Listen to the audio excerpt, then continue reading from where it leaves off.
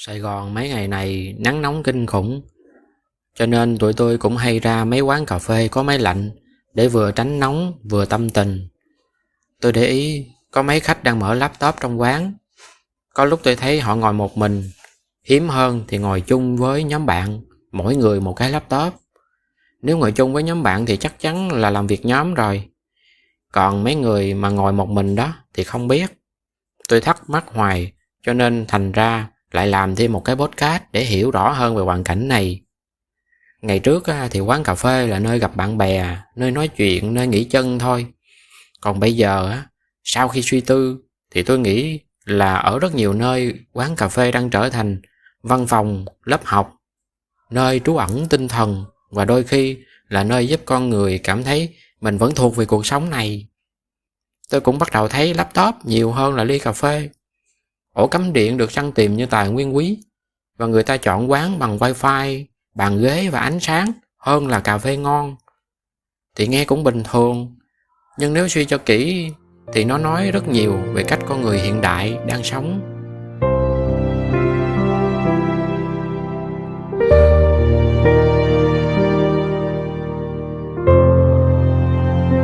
Người hiện đại cũng lạ lắm.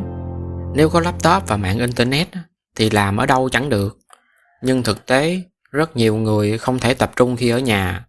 Tôi nhớ thời tôi làm luận văn tốt nghiệp đó, thì toàn mang laptop ra quán cà phê để làm. Ngồi từ sáng tới chiều làm mà thấy nó thư thái.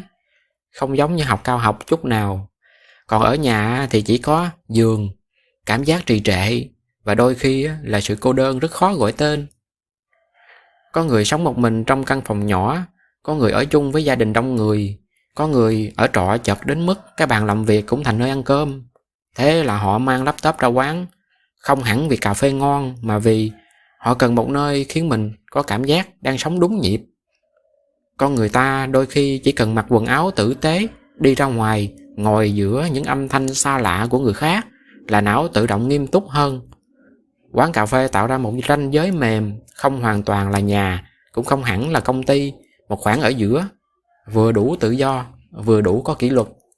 Tôi thích nhất là khi ngồi một góc quán cà phê thì bao quát hết tất cả những người ra vào quán. Nó tạo cho tôi sự chú ý, đánh thức trí não tôi cho tỉnh táo hơn mà tiếp tục làm luận án. Chưa hết, không gian quán thì khang trang, nhân viên phục vụ đều trai xinh gái đẹp cả. Phong cách thì lịch thiệp, làm cái gu thẩm mỹ của người khó tính cũng phải dịu xuống vài phần.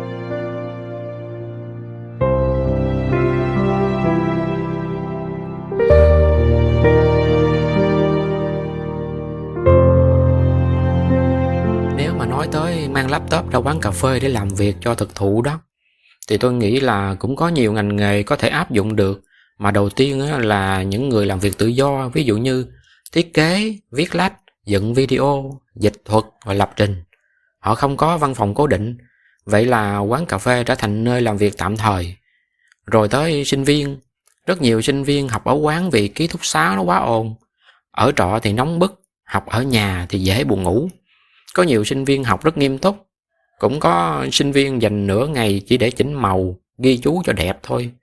Rồi còn có người sáng tạo nội dung, YouTuber, TikToker đó, người kinh doanh online, nhân viên làm việc từ xa. Nhưng mà có một nhóm người ít ai nhắc tới, đó là những người đang ở giai đoạn lưng chừng của cuộc đời. Có thể họ mới nghỉ việc, mới chia tay, mới chuyển thành phố và chưa biết mình sẽ đi đâu tiếp. Họ ngồi trong quán không chỉ để làm việc, mà để không cảm thấy mình bị tách khỏi cuộc sống này. Như vậy thì đôi khi người ta ra quán không chỉ để làm việc, đúng không? Mà còn để cảm thấy mình là kiểu người có cuộc sống năng động. Mở laptop ở quán giờ gần như thành một hình ảnh xã hội. Có người thật sự làm việc rất chăm chỉ, có người mở máy tính rồi lướt mạng cả buổi. Có lẽ ai cũng đang tìm một cảm giác mình vẫn đang tiến về phía trước, dù rất chậm và chưa rõ sẽ đi đâu. Mấy bữa nay tôi để ý có một cô gái trẻ ngày nào cũng đến vào tầm giờ này, mở laptop lên rồi ngồi trang điểm. Mà tối rồi mà em ngồi một mình cả buổi rồi trang điểm rực rỡ luôn. Chắc em đang học về trang điểm. Tôi suy nghĩ hoài mà cũng bó tay không thể phân tích được trong khuôn khổ podcast này.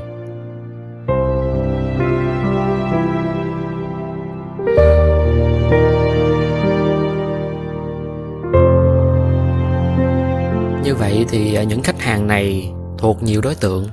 Mỗi đối tượng thực ra họ đang mua gì ở quán cà phê? Thì khách vào quán để mua cà phê chứ mua gì. Nhưng mà chưa chắc. Nhiều người đang mua cái chỗ ngồi, không khí ở nơi đây, mua cái tiếng ồn nền và cảm giác tập trung. Cũng có thể là cảm giác được gần những con người khác. Có người thích quán đông vừa đủ, vì yên tĩnh quá khiến họ thấy trống trải. Có người thích ngồi cạnh cửa kính, để nhìn xe cộ qua lại và cảm thấy thời gian vẫn đang trôi. Có người đổi quán liên tục, không phải vì nước dở, mà vì tâm trạng của họ thay đổi cũng liên tục như quán. Một quán cà phê tốt với dân laptop không chỉ cần cà phê ngon, nó cần bàn đủ rộng, ghế ngồi lâu không đau lưng, có ổ cắm điện, wifi ổn, ánh sáng vừa đủ và nhạc không quá lớn để còn tập trung. Nghe cũng thật là nhỏ nhặt, ly nước có nhiêu tiền mà đòi hỏi quá. Nhưng chỉ cần ghế thấp hơn vài phân thôi, ngồi 1 tiếng là vai cổ bắt đầu phản đối cuộc đời. Thế là khách kiếm quán khác ngồi êm hơn. Thì khách hàng có quyền mà. Nhưng mà về phía quán cà phê thì sao? Chủ quán họ nghĩ gì về những vị khách này nhỉ? Đây là phần thú vị nhất. Chủ quán thường có cảm xúc rất lẫn lộn với khách mang laptop. Họ thích vì những người này tạo cho quán cái cảm giác hiện đại, trí thức và có nhịp sống. Một quán có vài người đang làm việc trên laptop thường khiến những người khách khác cảm thấy quán này có không khí. Nhưng đồng thời đó cũng là nhóm khách mà ngồi rất lâu, dùng wifi nhiều, dùng điện nhiều và gọi ít nước. Một người ngồi 6 tiếng với một ly cà phê đôi khi khiến chủ quán nhìn hóa đơn điện bằng ánh mắt đầy triết lý. Thế là bắt đầu xuất hiện 2 kiểu quán. Một kiểu chào đón dân laptop, gồm có nhiều ổ cắm, bàn lớn, ghế có tựa lưng và nhạc nhẹ. Một kiểu thì ngược lại, bàn nhỏ, ghế thấp, nhạc lớn và ánh sáng lờ mờ. Như vậy thì không cần treo bảng cấm, không gian nó tự nói lên tất cả rồi. Mà dân laptop phần lớn là tri thức. Họ nhận ra điều đó rất nhanh và chia tay nhau một cách gọn ghẽ. Bởi vậy khi tìm được những quán cà phê ưa thích đó, thì dân laptop cũng phải hiểu là có những luật ngầm mà không ai nói. Ví dụ như ngồi lâu thì nên gọi thêm nước. Đừng chiếm cái bàn lớn khi đi một mình. Khi họp thì nhỏ tiếng thôi. Đừng biến cái ổ điện thành trạm sạc, tổng hợp, sạc nhiều thiết bị quá, tốn điện. Quán cà phê không phải văn phòng miễn phí, nhưng cũng không hoàn toàn là nơi uống xong đứng dậy đi liền. Mọi thứ vận hành bằng sự tinh tế. Một loại thỏa thuận im lặng giữa nhu cầu tồn tại của quán và nhu cầu hiện diện của con người, mà cụ thể ở đây là dân laptop. Quán cà phê đang trở thành phòng khách chung, nơi làm việc, nơi trú mưa, nơi gặp gỡ tối thiểu giữa những con người xa lạ.